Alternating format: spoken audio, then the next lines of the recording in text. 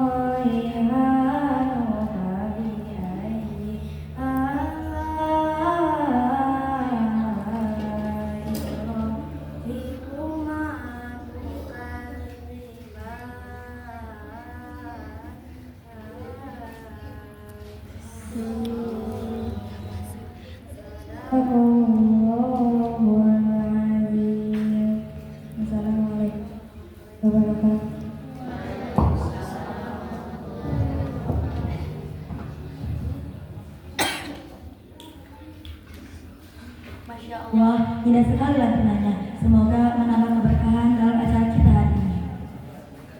Put, tanya kabar sama kau. Kabar siapa? Kabar sabar, aku udah kau tanya kabarnya. Yang mana bisa gitu sih? Ya iya, ini loh maksudnya. Bapak, Ibu, Aladin semua. Oh iya, Bapak, Ibu hadirin yang berbahagia, kumaha sadayana daramang? Masih semangat kan Ibu Bapak? Nah, oke. Bapak, Ibu dan hadirin, kira-kira acara selanjutnya apa ya?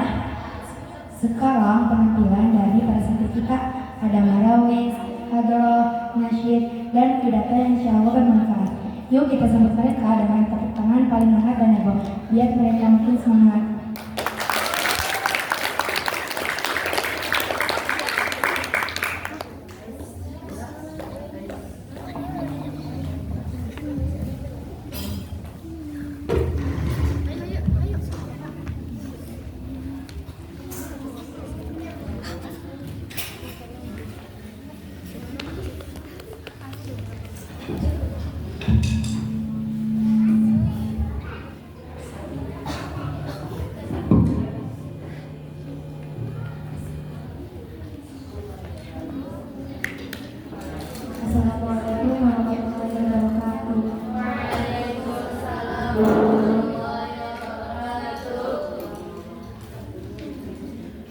Ya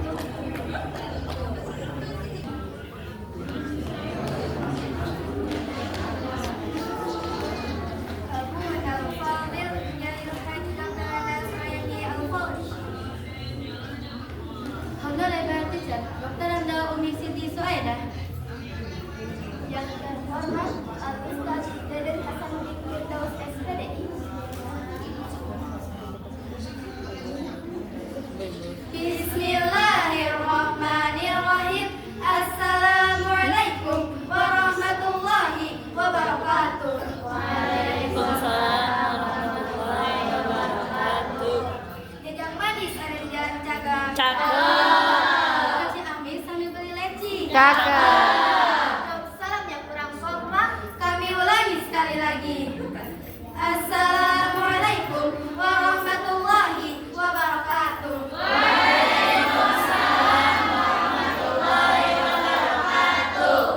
Alhamdulillah, alhamdulillah, alhamdulillahirabbil alamin. Wa bihi nasta'in wa ala umuri dunya waddin. Wassalatu wassalamu ala asrofil anbiya'i wal mursalin wa ala alihi wa ashabihi ajma'in. Amma ba'd. Firstly, let's thank God Allah who has given us special livelihood. Kedua, salawat serta salam mari kita curahkan kepada junjungan kita Nabi Ibn Maria Muhammad Sallallahu alaihi wasallam. yang telah membimbing kita dari zaman kegelapan hingga zaman yang terang. Ketiga, lalulah kami ucapkan terima kasih kepada Allah yang telah memberikan kepercayaan yang berjudul Benteng Bangsa.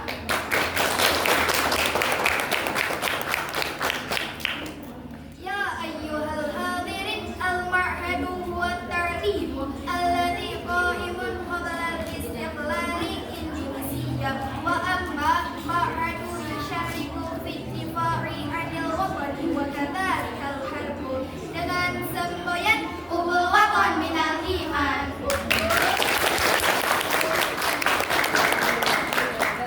In Islamic boarding school, religious eternity, that preserves and passes down the tradition of Islamic knowledge from generation to generation.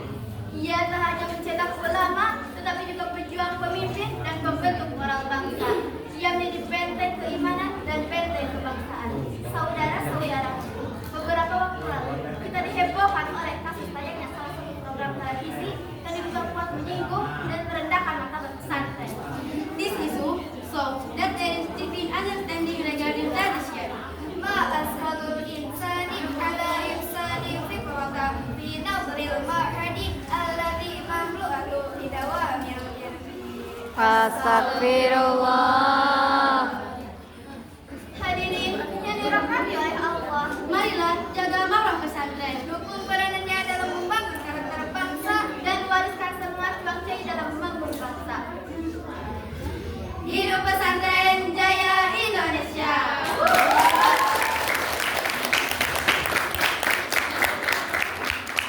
Jagung manis dimakan si putri. Cakep. Nanas cagak dimakan si tasi. Cakep. Sampai jumpa di lain hari. Jangan kangen sama kami.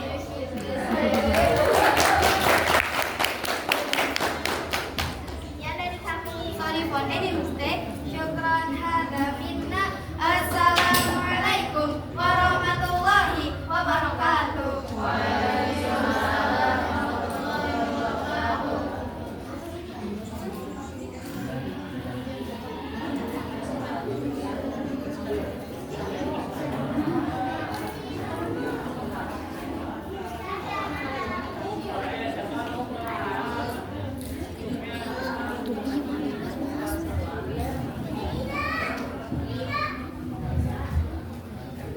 أعوذ بالله من الشيطان الرجيم بسم الله الرحمن الرحيم السلام عليكم ورحمة الله وبركاته.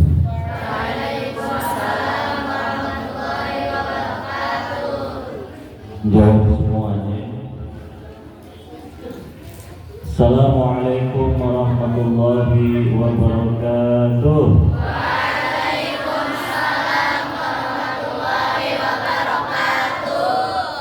الحمد لله القهار العزيز الجبار الذي يطول الليل على النهار. الصلاة والسلام على نبينا الأخيار محمد صلى الله عليه وسلم الذي أعطى إليه الكوثر ونرجو شفاعته في يوم المحشر. Dalam sadayana ibu-ibu bapak, anak-anak semuanya sehat? Kaifa halukum? Alhamdulillah inna bil khair wal afiyah. Wa kaifa halukum ya Ustaz? Alhamdulillah ini berkhair. Alhamdulillah bapak-bapak, ibu-ibu semuanya sehat, anak-anak sehat.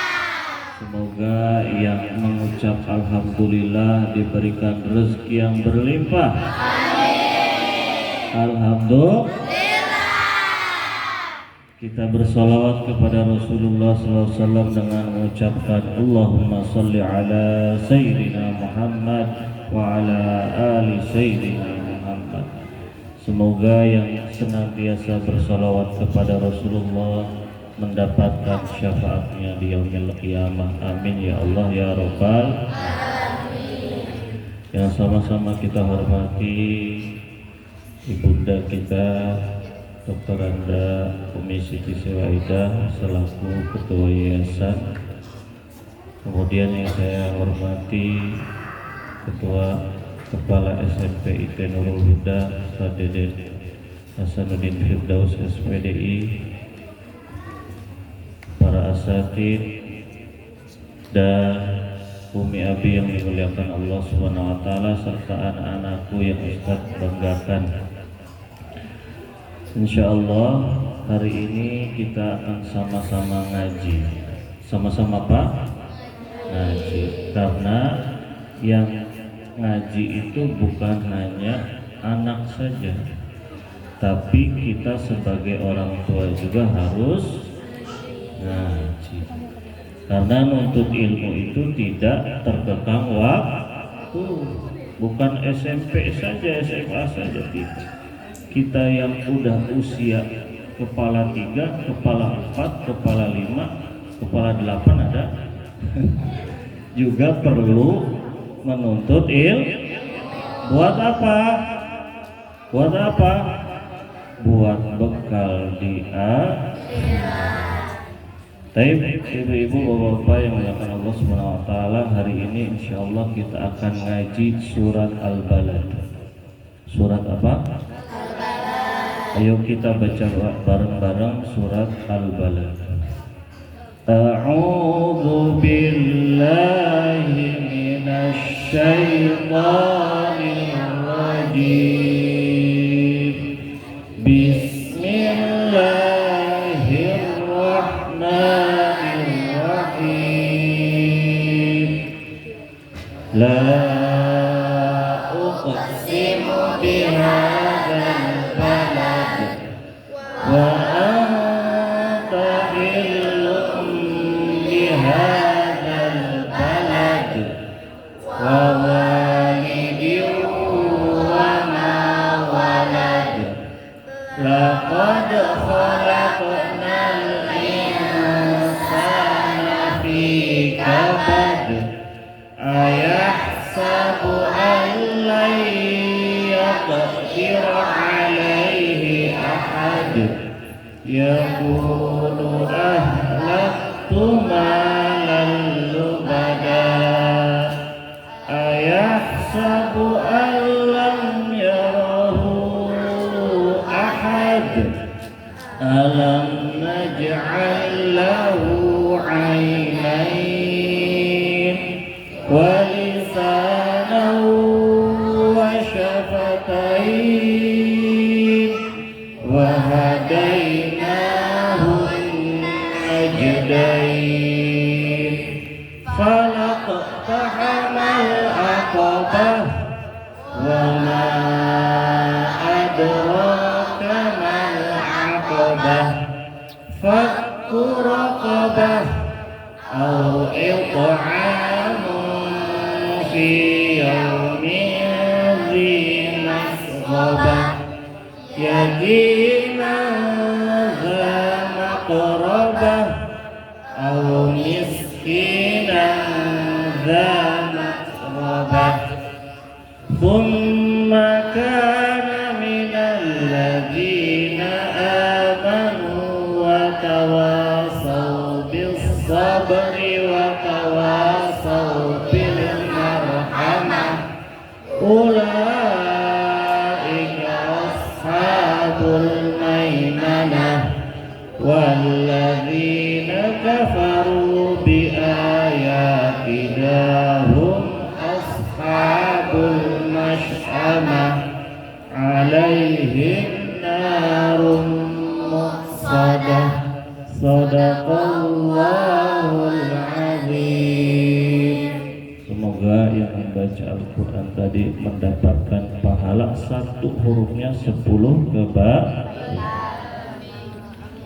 Bapak Ibu yang dimuliakan Allah Subhanahu wa taala, di dalam surat Al-Balad Allah memulai dengan sumpah. Apa sumpahnya? La uqsimu bihadzal balad. Aku bersumpah demi negeri ini. Apa yang dimaksud dengan negeri di dalam surat Al-Balad itu? Apakah negerinya atau kotanya itu kota Subang? Sanesnya, ya, negerinya bukan dimaksud negeri Indonesia, bukan kota Jalan Cagak, bukan. Yang dimaksud kota di sini apa? Allah bersumpah demi kota apa? Kota apa? Kota di kota Makkah Al-Mukarramah. Kalau Allah sudah bersumpah dengan sesuatu, maka sesuatu itu pasti istimewa. Dan sesuatu yang istimewa ini harus kita perhatikan. Nah, pertanyaannya, apa sih istimewanya kota Mekah? Apa istimewanya? Kenapa kota Mekah menjadi kota yang mulia, kota yang istimewa, kota yang dimuliakan? Kenapa? Yang pertama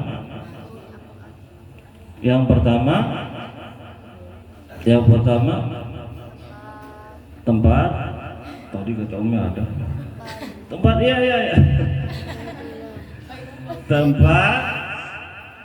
tempat turunnya Al-Quran. Kalau yang berhubungan dengan Al-Quran akan menjadi istimewa. Ramadan, bulan Ramadan itu mulia karena apa?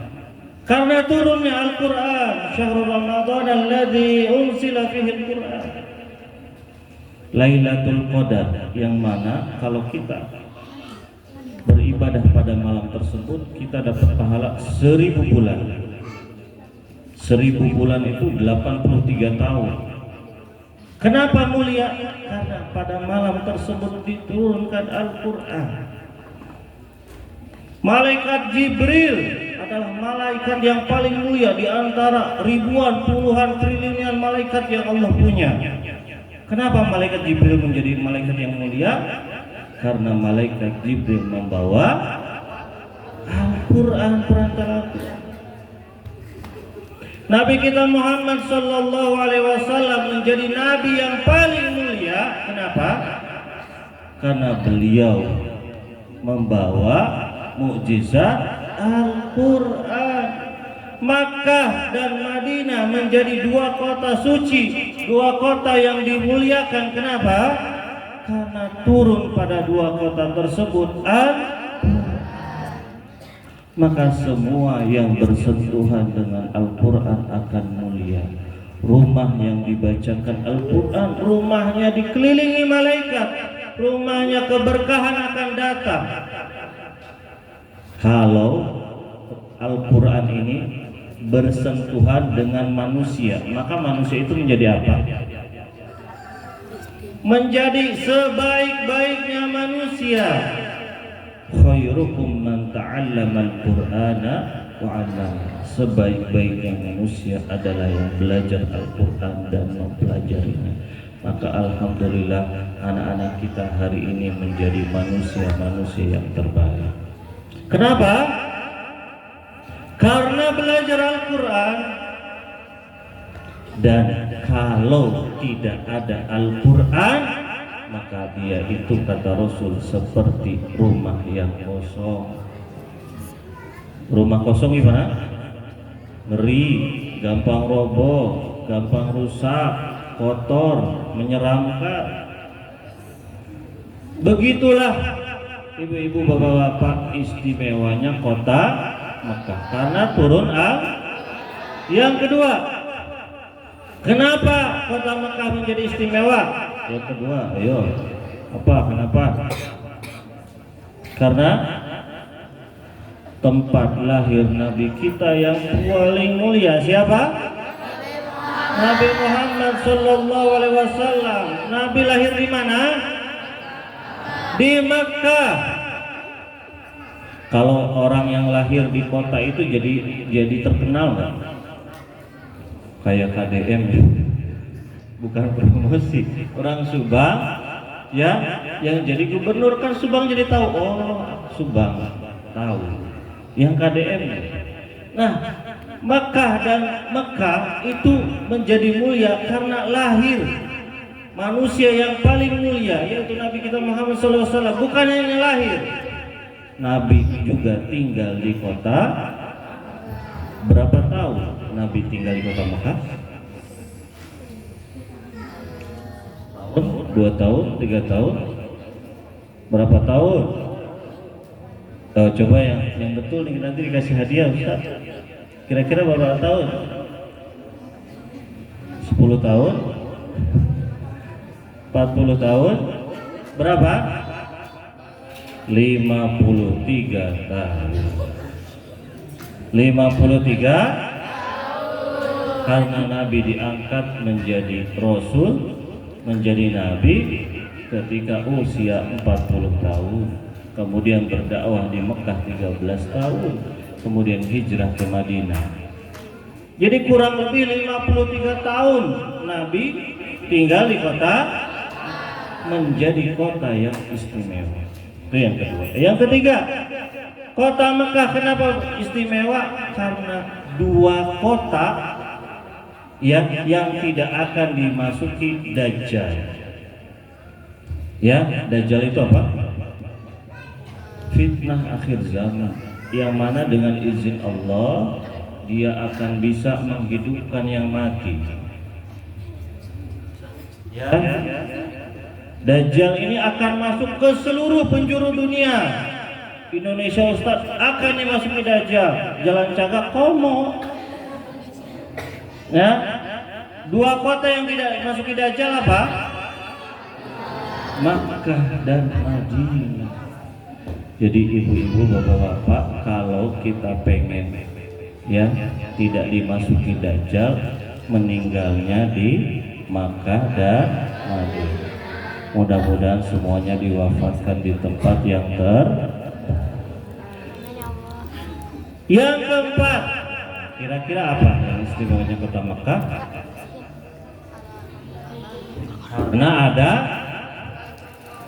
Karena ada Gowiro, karena ada Baitullah, yang mana haji ini, umroh ini nggak bisa dilakukan dimanapun kecuali hanya di kota Makkah, di Masjidil Haram. Nggak bisa mau umroh di Turki, nggak bisa. Nggak bisa ya haji di Iran, bikin Ka'bahan, nggak bisa. Haji dan umroh harus dilakukan di Makkah. Jadi seluruh umat muslim sedunia datangnya kemana? Ke Makkah. Untuk apa? Untuk beribadah. Maka ibadah di Masjidil Haram, 1 kali sholat di Masjidil Haram pahalanya berapa? 100.000 kali lipat dibandingkan sholat di masjid lainnya. Kalau 100.000 kali lipat itu dikalikan hari, jadikan hari, 100.000 hari, berarti kalau kita pengen sholat kita sama dengan 1 kali sholat di Masjidil Haram, kita harus beribadah sholat di Masjid Nurul Huda, ya, di Masjid Polsek, ya, di pesantren ini selama 273 tahun. Kira-kira nyampe tuh umur orang? Gak sampai. Gimana biar dapat pahala 1 kali sholat itu bisa sebanding dengan 273 tahun? Kita harus sholat di Masjidil Haram. Pengen gak ibu-ibu kalau bisa sholat di Masjidil Haram? Ya Allah, nikmatnya luar biasa sholat di sana. Ya, nangis. Teu aya salat di Masjidil Haram ingat cicilan kan. Teu aya salat di depan Ka'bah ingat jemuran can diangkat dah. Ya, salat di Masjidil Haram ingatnya dosa-dosa yang telah kita lakukan. Maka Allah bersumpah demi kota Makkah mulianya karena ada Ka'bah. Mudah-mudahan kita semuanya diberikan kesempatan untuk beribadah di bait.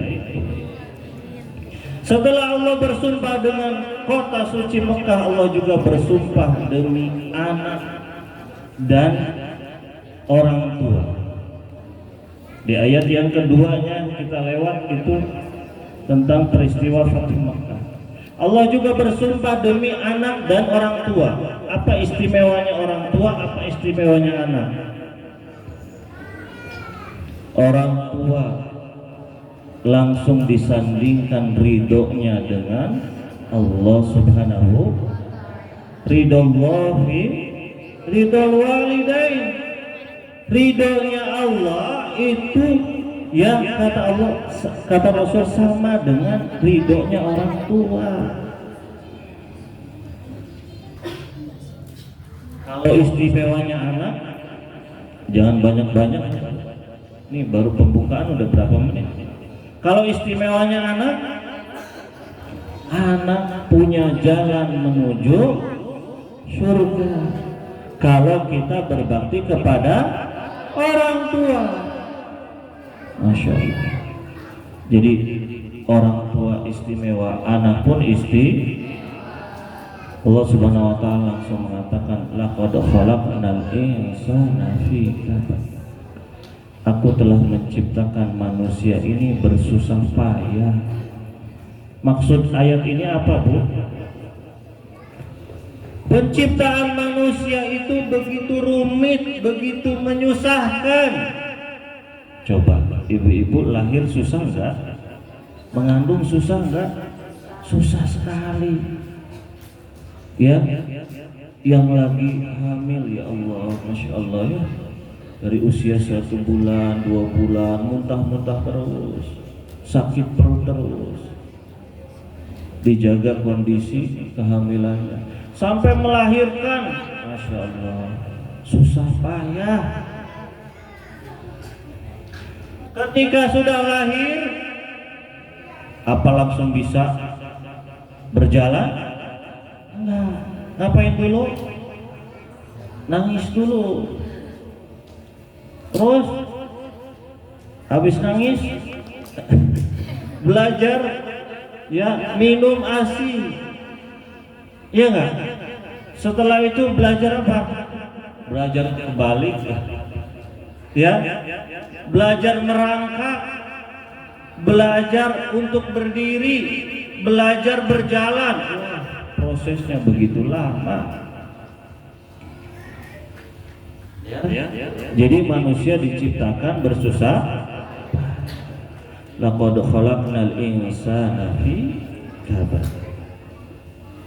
Kemudian ketika Allah Subhanahu wa taala menerangkan, wahai manusia, aku ini udah nyiptain kamu itu susah payah. Ancaman bagi kita. Ayahsabu alla yaqdiru alaihi ahad.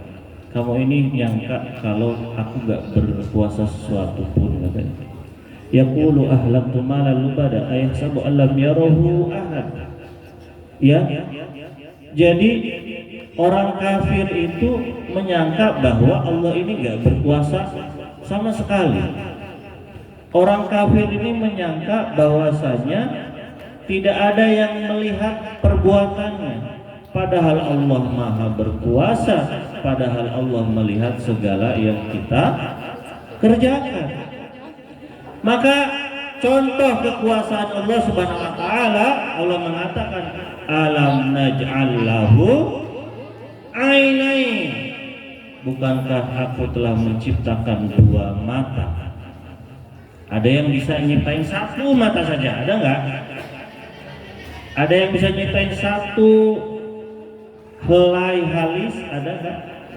Enggak bisa. Yang nyiptain itu siapa? Allah Subhanahu wa ta'ala. walisanan wa syafatain, dan aku telah menciptakan lisan, lidah, wa syafatain, ya, dan mulut. Ada yang bisa nyiptain? Ada. Hanya Allah yang mampu berkuasa, dan hanya Allah yang mampu membuat kita bisa berbicara atau tidak bisa berbicara. Banyak orang yang punya lidah dan mulut tidak bisa berbicara, masih banyak. Jadi Allah ini berkuasa atau tidak? Sangat berkuasa. Allah sudah ngasih nikmat yang begitu banyak ke kita atau tidak? Banyak. Dari lisan kita berbicara ini, ya, dari mata kita yang bisa melihat. Banyak orang yang nggak punya, orang yang punya mata tapi tidak bisa melihat, masih banyak. Kemudian Allah mengatakan wahadainahun najdain, dan aku berikan jalan dua, najdain, jalan kebaikan dan keburukan. Najdain itu ibu-ibu, bapak-bapak, dalam bahasa Arab itu adalah dua jalan yang sukar, dua jalan yang entah kebaikan entah keburukan. Ustadz, memang keburukan susah untuk dilakukan, susah payah juga. Orang yang mau merampok di malam hari mungkin ya ngendep-ngendep gitu kan, ya begadang semalaman, ya kalau digebukin resikonya besar, iya nggak? Orang berbuat kebaikan susah, godaannya banyak. Jadi Allah sudah memberikan dua jalan yang susah, entah kebaikan atau keburukan. Nah, kita milih yang mana nih? Padahal dua-duanya sama-sama falaqtahamal aqabah wa ma adraka mal aqabah, kata Allah. Tahu nggak itu aqabah? Aqabah itu jalan menanjak yang sulit banget dilewati. Jalan apa? Yang sulit dilewati, yang menanjak gak mungkin, susah sekali untuk dilewati. Nah, jalan kebaikan yang susah dilakukan oleh orang-orang muslim ini ada di sini, ada 4 hal. Kalau tadi kita diberikan dua jalan yang sama-sama susah, kenapa kita harus memilih jalan yang salah? Toh sama-sama kenapa kita tidak memilih jalan yang benar? Nah, jalan yang benar yang susah banget dilakukan oleh kita itu, yang pertama adalah fakku raqabah. Apa itu? Membebaskan budak. Ustadz, emang sekarang masih ada? Udah nggak ada. Jadi para ulama kita menafsirkan gimana? Membebaskan budak, yang membebaskan manusia yang sedang ditawan. Misal, ya, ada orang yang ditawan oleh perampok, kita bebaskan. Gimana caranya? Ditebus dengan uang 5 miliar. Ya. Nah, itu pahalanya luar biasa. Kata Rasulullah SAW, barang siapa yang membebaskan budak, maka dia akan dibebaskan dari api neraka. Maka dia akan dibebaskan dari api.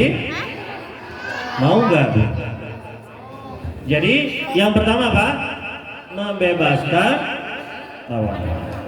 Yang kedua, au if'amun fi yaumi dhi masghobah, memberi makan fi masghobah, ketika musim paceklik. Memberi makan ketika musim paceklik. Urangge lagi ibu-ibu bisa nggak bersedekah di saat kita susah? Bisa nggak? Nggak mudah. Tidak mudah. Kata Gus Baha, mumpung kita ini lagi miskin, maka banyak-banyak sedekah. Kalau uang kita di dompet tinggal 100.000 lagi, uang terakhir di ATM nggak ada, di mana-mana nggak ada. Coba infak 10.000. Berani atau tidak? Berani. Sekarang kalau kita punya uang 100 juta, 10% dari 100 juta berapa? 10 juta. Berani nggak infak 10 juta itu? Masih mikir-mikir. Ya?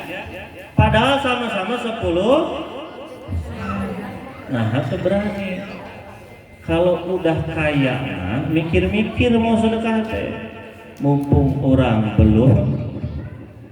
Jadi orang yang berinfak, orang yang memberi makan di saat dia kelaparan itu pahalanya luar biasa, susah dilakukan.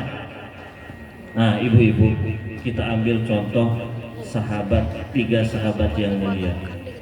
Pertama Ikrimah, yang kedua Suhail, yang ketiga Harith. Ketika perang Yarmuk itu semuanya kaum muslimin, ketika itu 3 sahabat ini sudah sakaratul maut, ya, membutuhkan air yang sangat kehausan.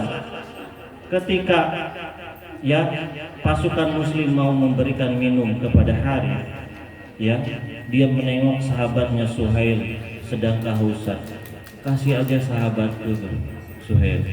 Akhirnya nggak jadi itu dikasih, disuruh kasih ke sahabat. Suhail mau dikasih, nengok sama Harith, itu sahabat saya juga kehausan, tolong kasihkan. Dikasihkan.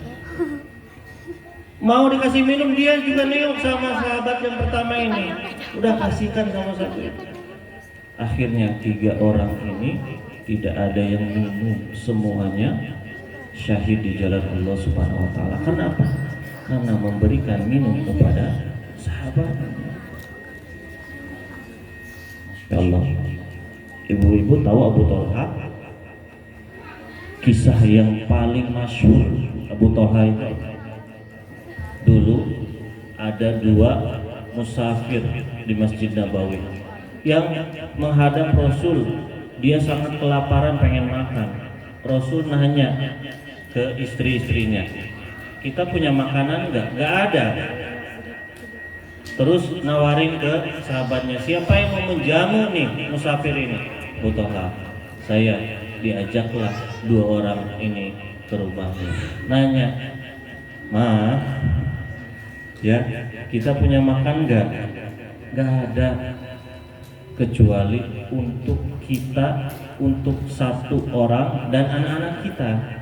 Ya udah, Ma, ya, coba kamu ajak main anak-anak kita sampai mereka pules, sampai capek, sampai lupa makan. Ya, terus setelah mereka tidur, hidangkanlah 2 makanan tersebut untuk tamu kita. Tapi sediain 3 piring katanya. Disediainlah 3 piring itu, terus dimatikan lampunya.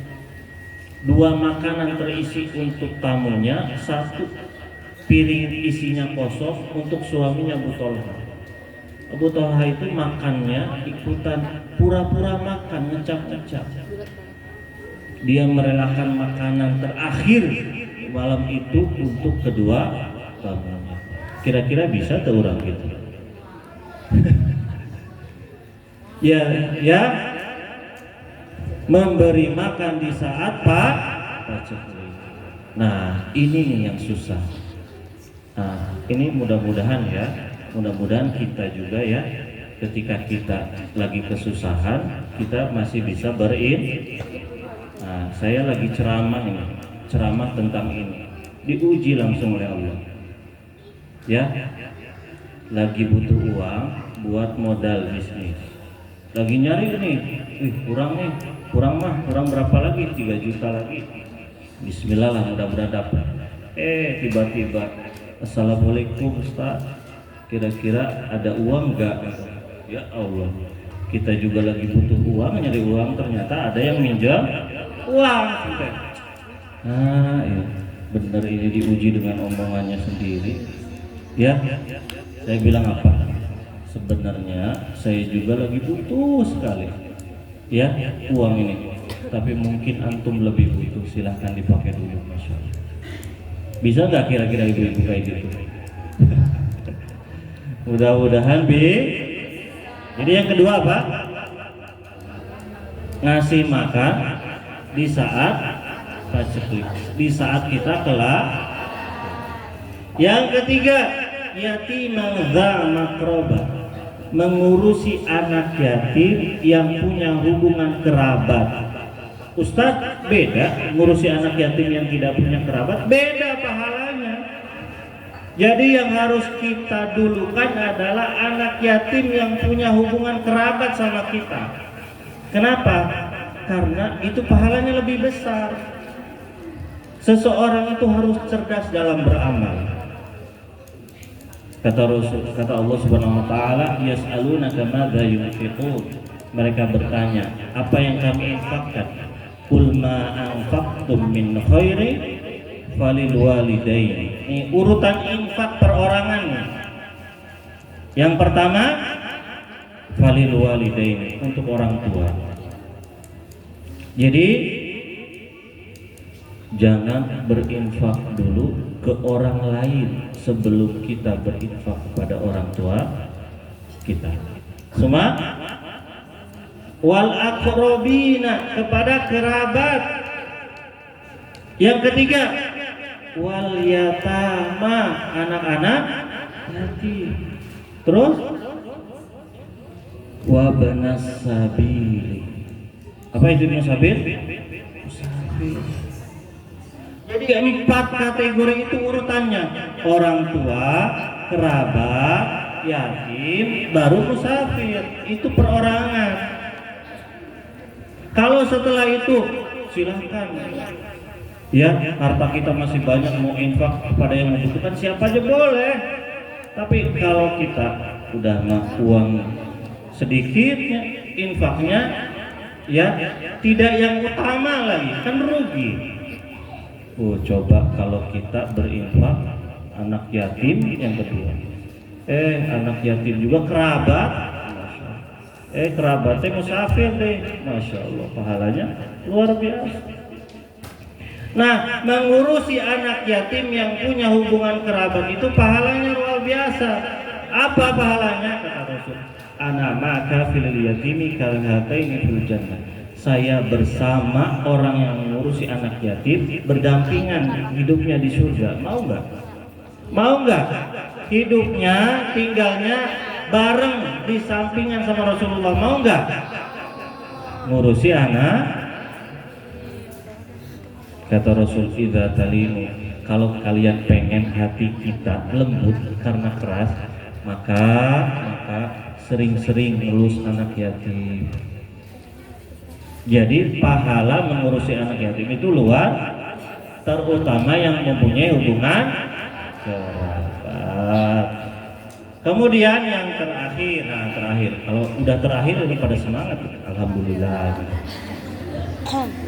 Au miskina dza matroba, atau memberi makan orang miskin dza matroba. Dza matroba itu apa? Orang yang miskin, sangat miskin sekali. Bagaimana miskinnya dza matroba itu? Kata para ulama, yang beratapkan langit, yang beralaskan bumi. Dza matroba itu apa? Orang yang langsung beratapkan langit, yang beralaskan bumi. Jadi orang miskin yang punya tanah, ya, itu bukan? Atau banyak tanah mah orang kaya, Ustaz? Bukan. Orang miskin yang nggak punya sama sekali rumah, boro-boro rumah buat alasnya, di atasnya tanah itu nggak punya. Langsung badan dia ke tanah, saking miskinnya. Ada enggak yang seperti itu? Ada enggak orang yang benar-benar enggak punya sama sekali? Rumah enggak ada, jangankan ya rumah, tikar saja untuk dia istirahat enggak. Masih ada yang kayak gini? masih banyak. Jadi orang teh orang kaya ya. Alhamdulillah. Masih bisa di atas kasur ya. Allah, di atas kasur teh nikmat berarti Ustaz.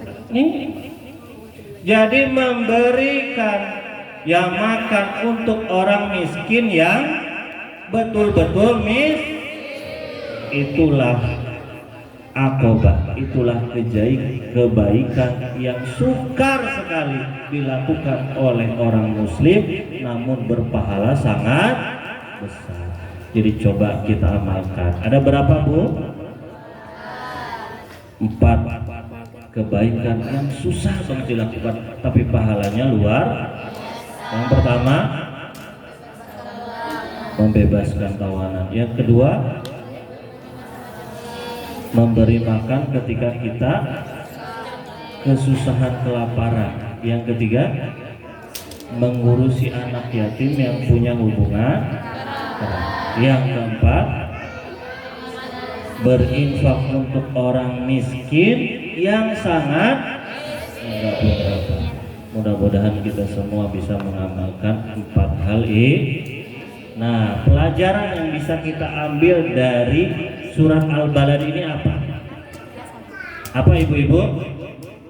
Apa? Tadi kan la uqsimu bihadzal balad, istimewa kota Makkah. Apa pelajaran yang bisa kita ambil pelajarannya? Kalau kita mau jadi orang yang istimewa, maka kita harus datang ke kota Makkah. Kecuali pengen orang biasa aja. Kita pengen dimuliakan Allah, maka kita harus datang ke kota untuk ibadah langsung di sana. Itu yang pertama. Yang kedua apa? Seorang muslim harus cerdas dalam beramal. Harus cerdas dalam, ibu-ibu, terutama bapak-bapak nih. Kalau ya dengarkan nih, terutama anak-anak nih, anak-anak harus dipahami. Kalau kita masbuk, imam udah Allahu Akbar, udah ya kita datang nih, jangan baca iftitah, tapi langsung Fatihah. Karena iftitah sunnah, yang wajib apa? Fatihah. Ya, jadi ketika imam sudah takbir, kita terlambat baru datang, jangan baca iftitah dulu dari awal, nanti nggak dapet Fatihahnya. Paham? Ketika nih, itu yang pertama. Contoh lain, ketika kita wudhu, saya pernah di stasiun mau sholat Jumat Pasar Senen, kerannya cuma 1, lambat lagi ininya tuh, airnya kecil, wudhunya jangan apa? Jangan semuanya kumur-kumur, ya cuci tangan, terus hidungnya jangan. Yang wajib apa itu? Apa yang wajibnya? Muka, tangan, kepala, bukan rambut, karena ada orang yang punya kepala tapi nggak punya rambut. Itu yang wajibnya. Nah, ibu-ibu, kalau bapak-bapak lagi ngantri itu, kalau kita ngantri banyak ya, jangan semuanya diambil 3 kali lagi. Ya orang membuat, ya Allah ini lama banget wudhunya. Nah sama nih santri, ambil yang wajibnya maka kita harus cerdas dalam Nah, cerdas beramal itu tidak akan bisa dilakukan kecuali kita punya ilmu. Maka anak-anak semua kita harus rajin menuntut. Kita bisa tahu, oh saya maaf ibu, kalau di perjalanan itu pasti kalau lebih dari 80 kilo pasti di jamak, dan kemudian nggak ngelakuin sholat sunnah, nggak qobliyah ba'diyah. Kenapa? Karena kata Rasul, Siapa yang istiqomah setiap harinya beramal soleh, mau dia puasa, mau dia sholat, mau dia sodako setiap harinya, ketika hari itu dia nggak bisa karena uzur, maka ditulis oleh Allah Subhanahu Wa Taala sama seperti dia beramal. Jadi ketika musafir, kalau kita biasa tahajud, hari itu nggak tahajud karena kita safar, udah ditulis tahajud. Nah, itu bisa dilakukan kalau kita punya ilmu. Maka sama-sama kita menuntut. Mudah-mudahan semua di sini menjadi ahlul ilmi. Mudah-mudahan semua yang hadir di sini menjadi ahlul Quran. Mudah-mudahan semua yang hadir di sini diampuni segala dosa-dosanya oleh Allah Subhanahu Wa Taala dan diberikan hidayah senantiasa untuk beribadah kepada Allah Subhanahu Wa Taala. Itu mungkin yang bisa saya sampaikan, ibu-ibu semua. Mudah-mudahan bermanfaat. Terakhir sedikit informasi ibu-ibu, kenapa saya memilih surat Al-Balad ini, karena kita ingin supaya kita menjadi orang yang istimewa. Yang pertama. Yang kedua, supaya kita termotivasi untuk menuntut ilmu. Nah, ibu-ibu, di kita ini ya, kemarin sudah di launching, kita sekarang punya travel umroh. Ya, insya Allah kita perdana berangkat di bulan Desember, di 5 Desember, insya Allah bulan depan. Ya, dan keberangkatannya langsung bersama saya insya Allah. Dan hari ini sudah ditutup untuk Desember karena sudah habis pesawatnya. Dan insya Allah keberangkatan selanjutnya mudah-mudahan di bulan Januari bersama Ustadz Deden atau Ustadz Edi. Jadi ibu-ibu, bapak-bapak yang mau beribadah ke Baitullah, yang mau punya pahala satu kali sholat di sana 100.000 kali, maka sama-sama yuk kita ibadah ke Baitullah dan sama-sama mengkaji Al-Quran. Mudah-mudahan semuanya Allah undang, Allah panggil untuk ibadah ke Baitullah. Mohon doanya ibu-ibu, bapak-bapak semua, mudah-mudahan di keberangkatan yang pertama ini nanti berarti sebelum kajian kita mohon doa semoga jamaah yang pertama ini Allah berikan kemudahan, kelancaran, kesehatan dari awal hingga akhir perjalanan. Jazakumullah khairan, barakallahu fikum. Wassalamualaikum warahmatullahi wabarakatuh.